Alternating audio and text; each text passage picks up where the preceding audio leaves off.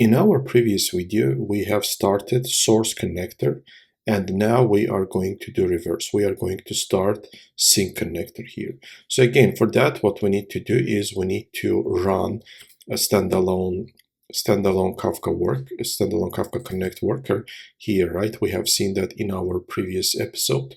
So connect standalone shell script we need to run, which will take what it's going to take. It's going to take first, we are running a shell script, which is going to take the configuration for the standalone Kafka Connect, and also it will take the two connectors, right? The first connector is that, so we can start two connectors we can start as many connectors as we want. So, but in this case, for example, we are starting two connectors. The previous one, sync connector, right? We are starting a sync connector, and we are starting source connector, and also we are starting a sync connector, right?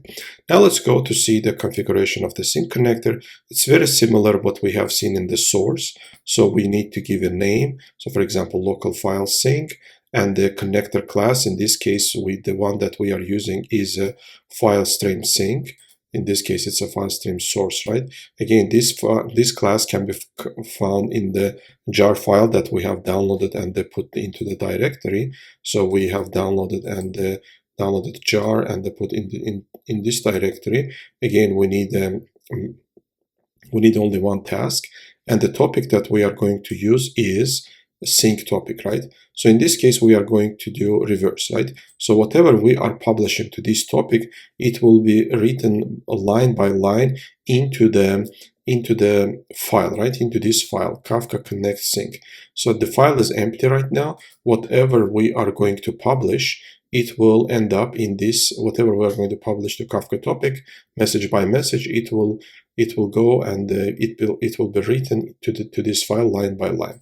So let's close it, and let's start first our Kafka Connect, right?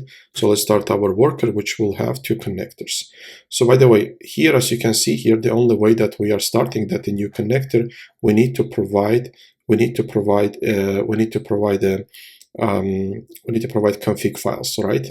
When we start our connector. But there is much easier way to do that, which is doing that by the REST API. So Kafka Connect provides a REST API.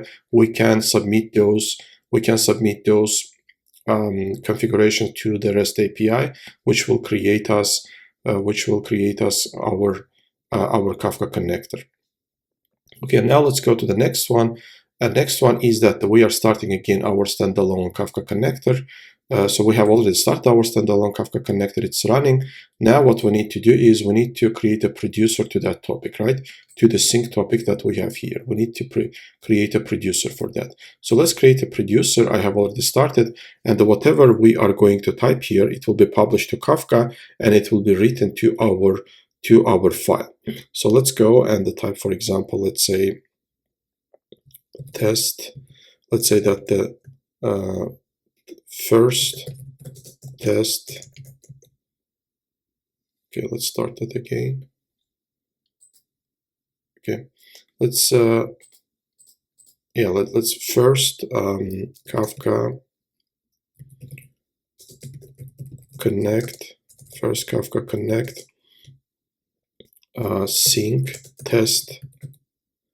Okay, let's publish that message is published. Let's send another message, second Kafka Connect sync test. Okay, so let's publish also this one, and now let's go to our file, right? Let's go to our file, let's open our file, and in our file here, this is our file, right? Kafka Connect sync output. Let's open our file, and as we can see here in our file, so let's open our file, and as we can see here, our messages are exactly being written to this file, right? So whatever we are publishing to our Kafka topic, these messages are written to our file line by line.